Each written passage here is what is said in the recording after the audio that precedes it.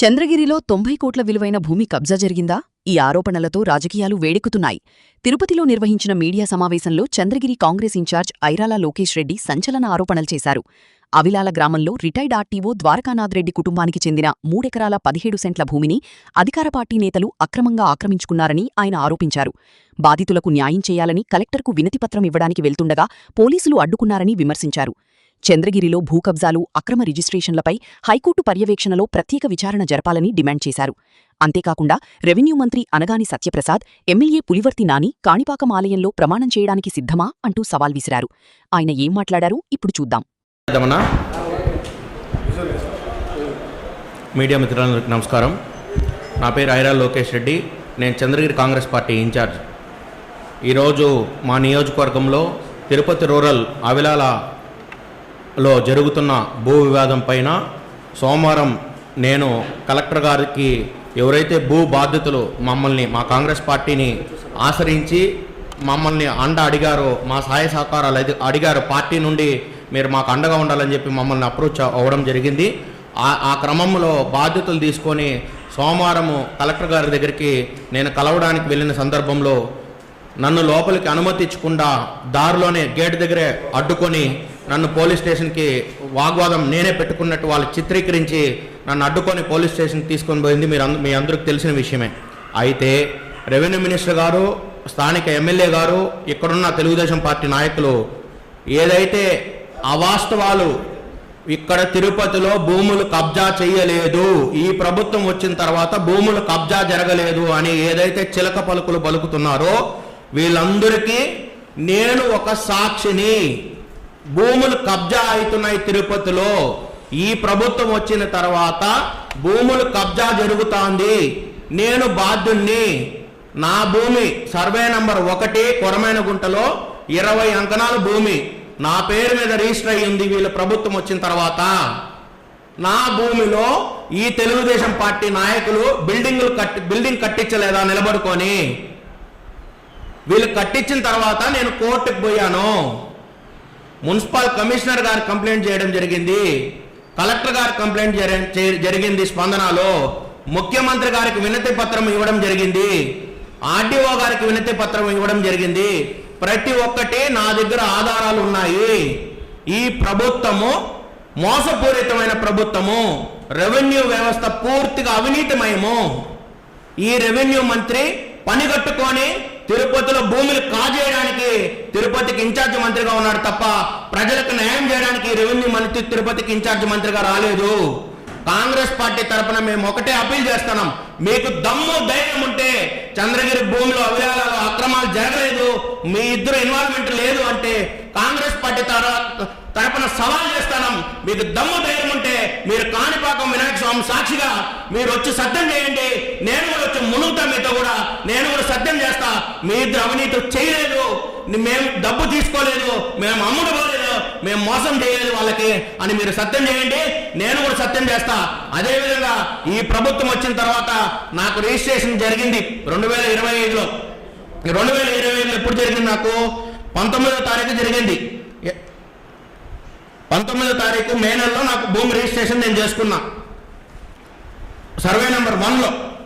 నేను చేసుకున్న తర్వాత అక్కడున్న ఒక రెడ్డి నాయుడు అనే వాడిని పంపించి ఆ భూమిలో వాడిని ఎంటర్ చేసి ఫేక్ డాక్యుమెంట్లు వాటితో క్రియేట్ చేయించి నా హద్దులు ఇప్పుడు ఏదైతే నా భూమి ఉందో, నా మీద డాక్యుమెంట్ ఉందో, ఈసీలో నా పేరుంది, అన్నిట్లో నా పేరుంది, హద్దుల్లో నేనే ఉన్నా, అయినా కూడా భూమి నా దగ్గర లేదు. భూమిలో నేను లేను. ఏమంటే కోర్టుకు పోమని. కోర్టుకు పోయి మాకు తెలియదా? మీరు మోసాలు చేసి మమ్మల్ని కోర్టుకు పోమనడం ఏంటి? ప్రజల్ని మీరు సక్రంగా పనిచేయండి, నీతిగా పనిచేయండి. అదే పని కట్టుకొని నువ్వు తిరుపతికి ఇన్ఛార్జ్ మంత్రికి వచ్చి ఇక్కడ చేసే ఘనకార్యాలు ఇవే. నువ్వు మోసం చేయడమా? ప్రజల్ని, పేద ప్రజల్ని హింసించడమా? తిరుపతిలో భూమి కొనాలంటే గజాన్ని వణికిపోతున్నారు ఈరోజు ప్రజలు. తెలుగుదేశం ప్రభుత్వము వచ్చిన తర్వాత తిరుపతిలో భూమి కొనాలంటే ప్రజలు వణికిపోయే పరిస్థితికి మీరు తీసుకొచ్చారు. వాళ్ళ మీద, వైసీపీ వాళ్ళ మీద పెడతారు. సిగ్గులేదా మీకు? సిగ్గులేదా మీకు? రాండి, మీరు బహిరంగ చర్చకి రాండి. నా దగ్గర ఆధారాలు ఉన్నాయి. కలెక్టర్కి ఇచ్చిన, ముఖ్యమంత్రికి ఇచ్చిన, ఆర్డీఓకి ఇచ్చిన, ఎంఆర్ఓకి ఇచ్చిన. ఈ తిరుపతి అర్బన్లో ఒక ఎంఆర్ఓ ఉన్నాడు, దొంగ. పని చేయడు, ఆఫీస్లో ఉండడు, ప్రజలకు పలకరు, సర్వేలు చేయరు, పని చేయరు, లంచాలమయం పూర్తిగా రెవెన్యూ డిపార్ట్మెంటు. ఏం నడుస్తుంది తిరుపతిలో? ఈరోజు మేము సంకలు గుర్తుకుంటున్నాడు. మీకు దమ్ముంటే మీరు ఎందుకు ప్రెస్ మీట్ పెట్టలేదు ఇద్దరు కలిసి? ఎందుకు మీరు ఎవరో ఎంఆర్ఓ ట్రాన్స్ఫర్ అయిన ఒక ఎంఆర్ఓ, రూరల్ ఎంఆర్ఓ ట్రాన్స్ఫర్ అయిపోయాడు. ట్రాన్స్ఫర్ చేశారు మీరు, ప్రమోషన్ ఇచ్చి, స్కామ్ చేయించి, ఏళ్ళు ముద్రం పెట్టి, డాక్యుమెంట్ క్యాన్సిల్ చేయించి. నా విషయం కూడా చెప్పండి, నేను కూడా బాధ్యనే కదా. రాండి, మీకు దమ్ముంటే, ధైర్యం ఉంటే రాండి, నేను కాణిపాకానికి వస్తాను. నేను నీళ్ళలో మునుగుతా, కోనేట్లో సత్యం చేద్దాం. బహిరంగ క్షమాపణ మీకు కాళ్ళు పట్టుకొని చెప్తా. మీరు కానీ కాణిపాకానికి వచ్చి సత్యం చేస్తే మీ కాళ్ళు పట్టుకొని నేను క్షమాపణ చెప్తాను. మీకు ధైర్యం ఉంటే రాండి, దమ్ముంటే రాండి. ఇద్దరు ఎమ్మెల్యే గారు, మంత్రి గారు, మేము అవిలాల భూమిలో అక్రమాలు చేయలేదు, మేము దానికి అవినీతికి పాల్పడలేదు, మేము దొంగ పని చేయలేదు అని మీకు దమ్ము ధైర్యం ఉంటే రాండి. నాకు ఎవరు న్యాయం చేస్తారు? నా భూమి కబ్జా అయింది, నేను కూడా బాధ్యున్నే. తిరిగి అలసిపోయాను నేను. ఒక ఇన్ఛార్జిగా ఆర్డీఓ గారికి నా వెళ్ళబోసుకున్నా నా గోడు. అనా స్పందనలో పోయా, ఆర్డీఓ గారు తప్పు చేస్తున్నారు మీరు, మాకు ప్రెజర్. ఎవరయ్యా నువ్వు? ప్రెజర్ అయితే ఏం ప్రెజర్ అయ్యా మీకు? మీ డ్యూటీ మీకు చేయడానికి ఏం ప్రెజరు? సిగ్గులే మీకు ఆ మాట చెప్పడానికి? రెవెన్యూ అధికారులకి ప్రెజర్ అంట. ప్రెజరు ఎక్కడికి పోవాలి జనాలు? ప్రజలు ఎక్కడికి పోవాలి? ఎవరికి చెప్పుకోవాలి? ముఖ్యమంత్రి గారికి వినతి పత్రం ఇచ్చాను నేను. సీఎం గారు, ఈ విధంగా నేను కాన్స్టిట్యున్సీ ఇన్ఛార్జ్ చంద్రగిరి, మీరు పుట్టి పెరిగిన నియోజకవర్గానికి కాంగ్రెస్ పార్టీకి ఇన్ఛార్జిని అయ్యా. మీరు కూడా మా కాంగ్రెస్ పార్టీ వల్లే ముఖ్యమంత్రి అయినారు. మీరు, మా పార్టీ మీకు టికెట్ ఇచ్చింది, యువజన కాంగ్రెస్ పార్టీ అధ్యక్షుడు ఇచ్చింది. నేను ఈరోజు నా భూమి కబ్జా గురైంది, నేను బాధ్యుల్ని అంటే కలెక్టర్కి ఎండాస్ చేసినాడు. 90 రోజులు నిద్రపోయినాడు కలెక్టర్ మంచోడే, ఎస్పీ మంచోడే, కానీ వీళ్ళు పని చేయలేరు. వాళ్ళకి పని చేయాలని ఉంటుంది వాళ్ళకి, అధికారులకి. ఈ అధికారులకు పని చేయాలని ఉన్నా, మంచి చేయాలన్నా ప్రజలకి వీళ్ళు చేయలేరు. స్పందన ఎందుకు పెడుతున్నారండి మీరు? ఎవరి కోసం పెడుతున్నారు? స్పందనలో అర్జీలు తీసుకుంటున్నారు. ఎంఆర్ఓ ఆఫీస్లోనో, ఆర్డీఓ ఆఫీస్లోనో కింద స్థాయి అధికారులు పని చేయకపోతే కలెక్టర్ గారు స్పందన పెడతాడు. కలెక్టర్ గారికి బాధ్యతలు వచ్చి జిల్లాలో ఉన్న అందరూ 4 ఆటోలు ఉండవు, ట్రాన్స్పోర్ట్ ఉండదు, పేద ప్రజలు ఉంటారు, హరిజనులు, గిరిజనులు, అన్ని కులాలకు సంబంధించిన పేద ప్రజలందరూ కూడా కలెక్టరేట్కి వస్తారు.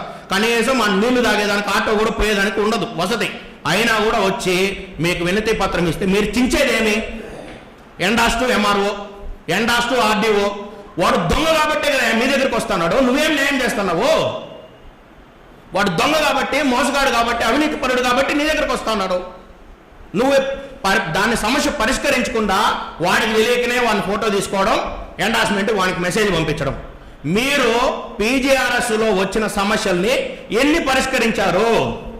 ఎంతమంది బాధ్యతలకు న్యాయం చేశారు? మీకు చెప్పే దమ్ము ఉందా మీ ప్రభుత్వానికి? వైసీపీ వాళ్ళకి కొద్దాం, వాళ్ళు ఇంకా పెద్ద గజ దొంగలు, ఉన్న భూములు మొత్తం కొట్టేసినారు వాళ్ళు కూడా. ఇప్పుడు ఎవడు నోరు ఎత్తడంలే కాన్స్టిట్యున్సీలో. అందరూ పోయి బెంగళూరులో దాక్కుని తిరుగుతున్నారు. మా కాన్స్టిట్యున్సీలో 1,00,000 ఓట్లు వేయించుకున్నారు. మోహిత్ రెడ్డి ఎక్కడ పోయినావు? సిగ్గులే నీకు? ముసలోళ్ళు 80 ఏళ్ళు బోర్మని ఏడుస్తున్నారు వచ్చి. కాంగ్రెస్ పార్టీ బలం తక్కువ, బలాన్ని తెచ్చుకొని ఈరోజు బాధ్యతల వైపు నిలబడ్డాం మేము.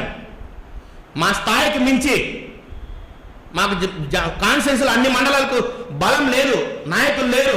నా దగ్గరికి ఎవరైనా వస్తే వాళ్ళని బెదిరించేది మీరే. పోయి దాంకో, పోయి వేరే వాడికి అవకాశము, వాడు పని చేసుకుంటాడు. వేల కోట్ల రూపాయల నియోజకవర్గంలో భూములు నువ్వు దోచుకున్నావు కాబట్టి, దాచుకున్నావు కాబట్టి ఈరోజు ప్రజలకు నువ్వు అందుబాటులో లేకుండా, మీడియాకు అందుబాటులో లేకుండా దొంగలాగా తప్పించుకొని తిరుగుతున్నావు. మోహిత్ రెడ్డి, నేను చెవిరెట్టిని ఒకటే ప్రశ్నిస్తాను, ఎక్కడ పోయినావా నువ్వు? పొల్లాన్నావు కదా. ఈరోజు 80 ఏళ్ళు మా రెడ్డి కమ్యూనిటీ వాళ్ళు, మా కమ్యూనిటీ. నువ్వు రెడ్డి కాదా? నువ్వు రెడ్డి?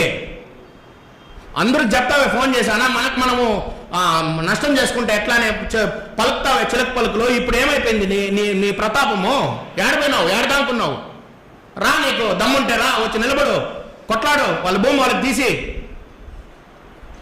వేల కోట్ల రూపాయల భూములు నువ్వు దోచుకున్నావు కాబట్టి ఈరోజు తాంకొని దొరుకుతున్నావు ఆయనకు భయపడి. ఆ పెద్ద మనిషి ఈయన మీద దోయడం, ఈయన ఆయన మీద దోయడం. చంద్రగిరి నియోజకవర్గానికి ప్రజలందరికీ ఒకటే విజ్ఞప్తి చేస్తాను నేను. చంద్రగిరి నియోజకవర్గంలో 2 దొంగల్ని చూశారు. కాంగ్రెస్ పార్టీకి అవకాశం నాకు ఇవ్వండి, మీ బిడ్డలాగా మీకు అందుబాటులో ఉంటా, మీకోసం నేను కొట్లాడతా, మీకు అండగా నిలబడతా. చంద్రగిరి నియోజకవర్గంలో 1 రూపాయి కూడా నేను వ్యాపారాలు నాకు లేవు, నేను ఎవ్వడికి భయపడను.